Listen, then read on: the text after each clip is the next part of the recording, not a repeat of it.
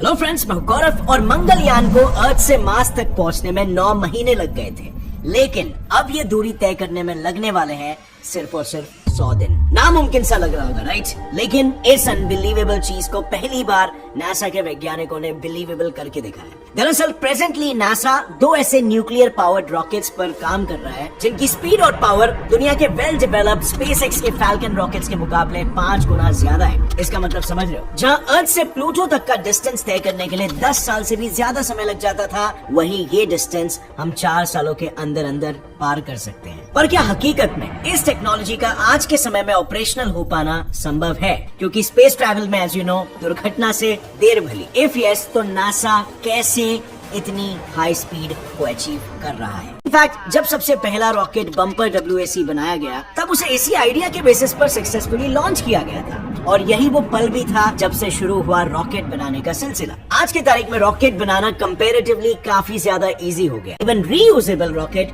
Launch होने वाला है। इनफैक्ट आज की तारीख में हमारे पास जो सबसे पावरफुल रॉकेट है वो भी एक केमिकल कंबशन रॉकेट ही है, जिन्हें यूज करके आने वाले कुछ ही सालों में इलॉन मस्क लोगों को मार्स पर बसाने के प्लान्स बना रहे हैं। सो बेसिकली ये टेक्नोलॉजी आज के टाइम पे काफी वाइडली यूज्ड और काफी हद तक सक्सेसफुल भी है। इसमें होता ये है कि इंजन में कंट्रोल्ड और कंटिन्यूअस एक्सप्लोजन क्रिएट होता है, जिसके मदद से रॉकेट्स को स्पेस में लॉन्च किया जाता है। फर्क सिर्फ बस इतना है कि इस मेथड में अपग्रेडेशन करते हुए स्पेसएक्स के इंजीनियर्स ने इस केमिकल कंबशन से ज्यादा एनर्जी क्रिएट करने का और उसकी एफिशिएंसी बढ़ाने का तरीका ढूंढ लिया है। इसमें लिटरली फंडामेंटल लेवल पर एक लॉ यूज होता है जो है Newton's third law of motion.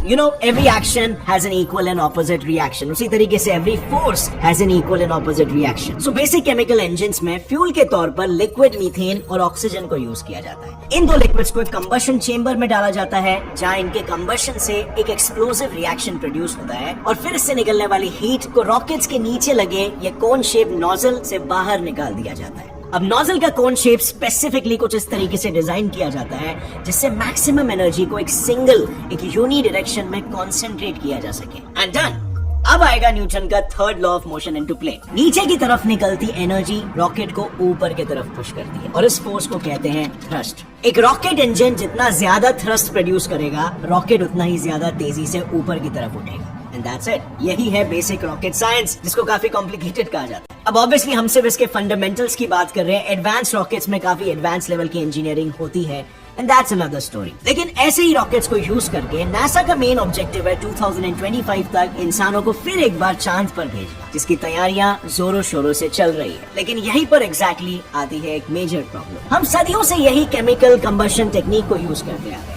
और इस टेक्निक के अपने आप में काफी बड़े लिमिटेशंस हैं। इसका एक सबसे बड़ा लूपहोल ये है कि लिक्विड फ्यूल को जलाकर एनर्जी क्रिएट करना एक बहुत ही इनएफिशिएंट प्रोसेस है। In the end you won't believe, but हम फ्यूल का सिर्फ 1/3 से भी कम हिस्सा ही एनर्जी में कन्वर्ट कर पाते हैं। इन केमिकल रॉकेट्स को मैन्युफैक्चर करना भी बहुत ही एक्सपेंसिव होता है। I mean, अगर आप कैलकुलेट करो तो सिर्फ एक छोटे से आधे किलो के सैटेलाइट को स्पेस तक पहुंचाने में 8.28 लाख रुपीस जितना खर्चा हो जाता है, जिसमें ज्यादातर पैसा तो फ्यूल में ही खर्च हो जाता है। इसके अलावा don't forget another major limitation, chemical engines से स्पेस ट्रैवल करना बहुत ही स्लो और टाइम कंज्यूमिंग प्रोसेस है। फॉर एग्जांपल, अगर अभी के बेस्ट रॉकेट फैल्कन हेवी को यूज करें तो भी हमें मार्स तक पहुंचने में अराउंड 7 महीने लग जाते हैं। मतलब इतने टाइम तक एस्ट्रोनॉट्स को अपना वक्त लो ग्रेविटी एनवायरनमेंट में गुजारना पड़ता है। And you won't believe, low gravity में सबसे ज्यादा दिनों तक रहने का रिकॉर्ड रशियन कॉस्मोनॉट वैलेरी पोलियाकोव के पास है, जो उन्हें मजबूरी में 438 दिनों तक यानी 15 महीनों तक स्पेस में बिताते हुए बनाना पड़ा। इतना टाइम स्पेस में बिताने की वजह से उनके बोन्स और मसल्स इतने वीक हो गए थे कि वापस आने के बाद अर्थ की ग्रेविटी से रीएडजस्ट करने में ही उन्हें 8 महीने लग गए। यानी अगर एस्ट्रोनॉट्स को केमिकल इंजन्स की मदद से मार्स पर भेजा गया तो मार्स पर इंसानों का पहला कदम शायद एक व्हीलचेयर पर होगा। शू प्रिंट की जगह पर व्हील प्रिंट होगा, और इसीलिए इन्हीं कॉन्सिक्वेंसेस से बचने के लिए नासा के पास एक ब्रिलियंट सोल्यूशन है। NASA department of energy DOE के साथ कोऑर्डिनेट करके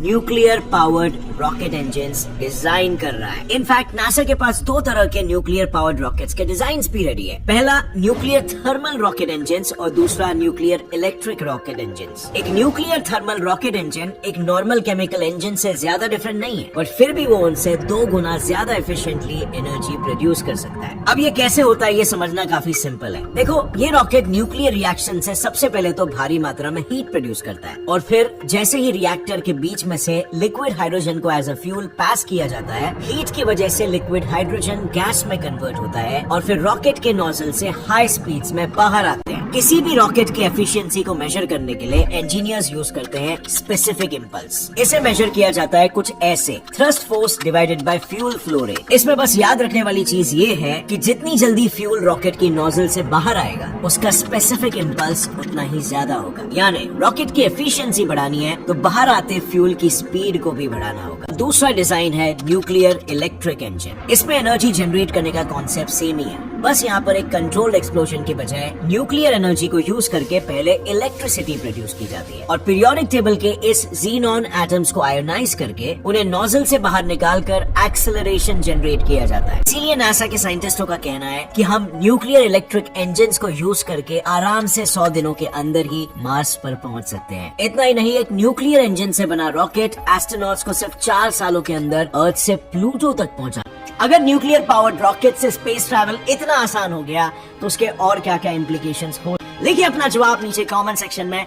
और अगर इस वीडियो से आपको कुछ भी नया सीखने मिला, एक लाइक जरूर ठोकना, तो सब्सक्राइब कर लो और बेल नोटिफिकेशन दबाओ ताकि आगे आने वाली हमारी कोई भी वीडियो की अपडेट आप मिस ना कर सको। See you next time friends, till then as always stay curious, keep learning and keep growing. जय हिंद।